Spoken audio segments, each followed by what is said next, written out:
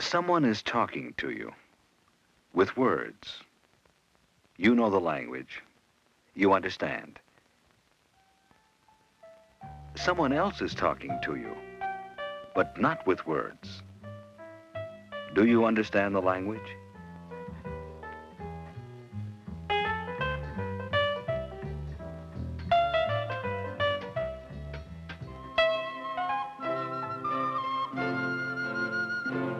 How does a proud artist speak, who in youth was famous, rich, and loved, but now has lost everything?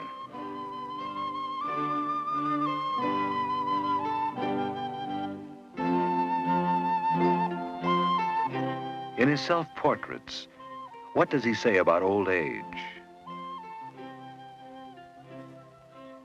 About death? What's the difference in these two paintings?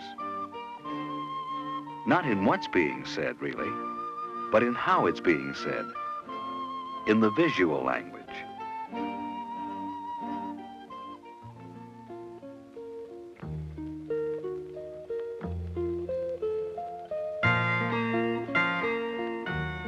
Much of the enjoyment of paintings comes from learning how the painter speaks.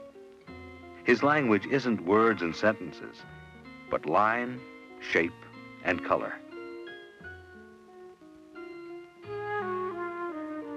In good paintings, the lines are carefully planned and developed.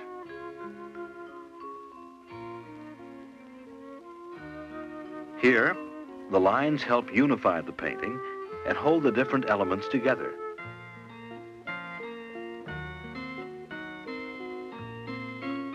And keep the viewer's eye within the painting. Here, though, we've made the lines unrelated.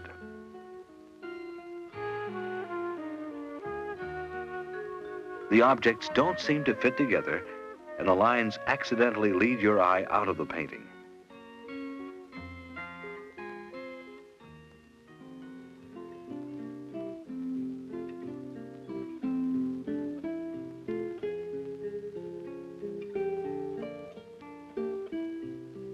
The flowing lines of the painting visually reinforce and repeat the idea, music.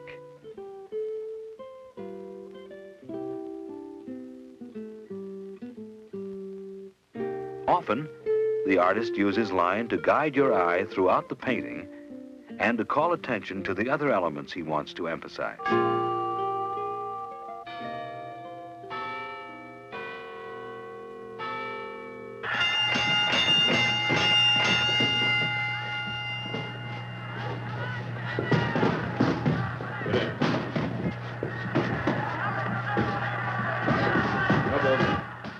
The artist can use line to suggest tension and violent action.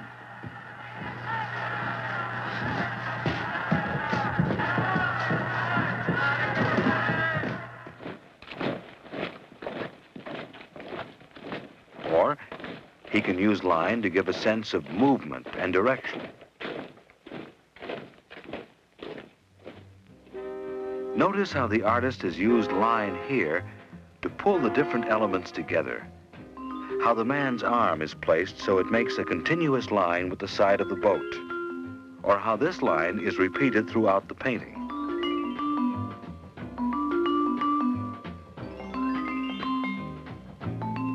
The artist can repeat and vary a line to create linear rhythm.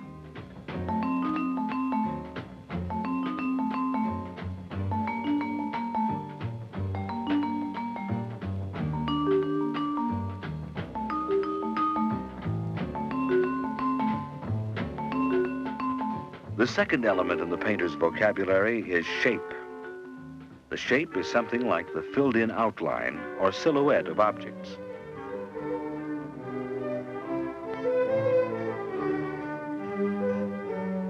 The bold, simple shapes make a pleasing pattern without details or color and serve as a strong foundation for the realistic details.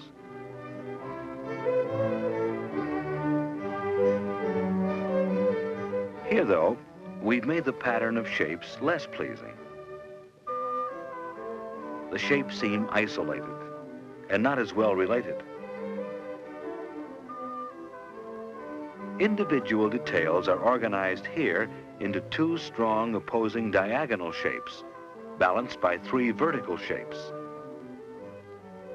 The placement and relationship of the shapes are thought out and harmonious.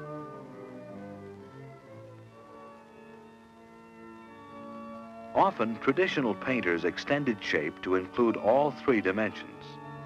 They were concerned with the relationships of volume or form.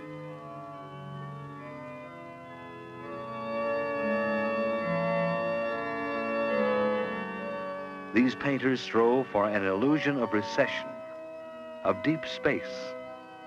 It was as though the frame were a hole in the wall, a window, and the painting a view outside.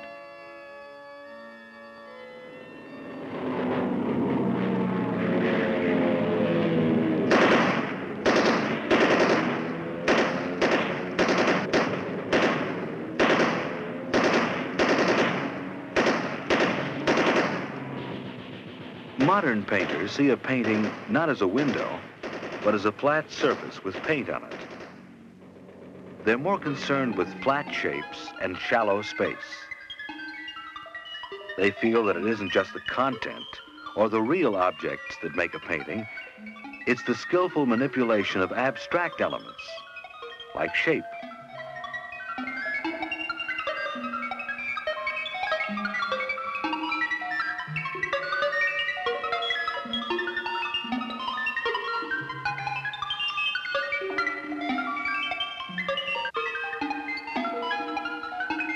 Many abstract paintings don't have another subject. The shapes are the subject.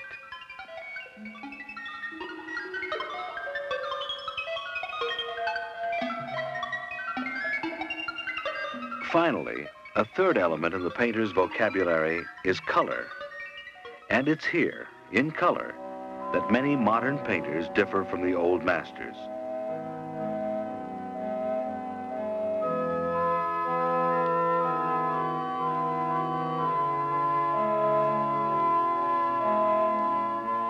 Usually, in traditional paintings, the colors are closely related and subtle, the power of the painting coming from strong line and shape relationships.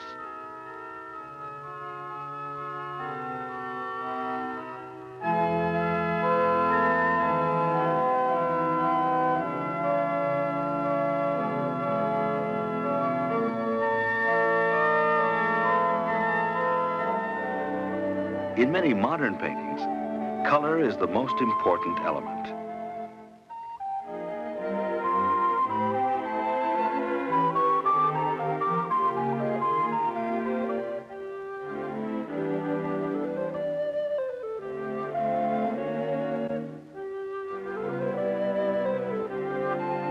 When the color is removed, line and shape alone can't make the statement.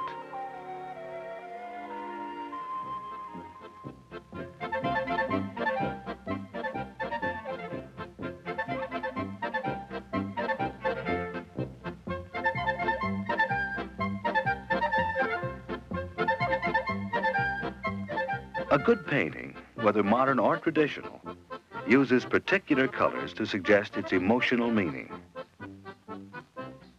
The repetition of the reds, blacks, and whites creates a lively abstract color rhythm and contributes to the feeling of a happy wedding dance.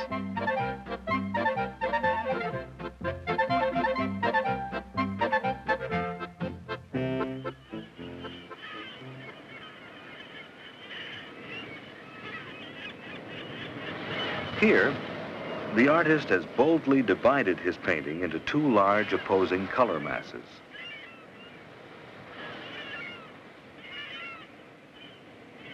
To integrate the work, he added fragments or reminders of each color in the other color mass. And so, using color, he unified the painting. Line, shape, and color. Three important tools in the visual language of painting. They are how the painter makes his statement. And the statement is a feeling, an emotion, a way of seeing that someone, the painter, hopes to share with you.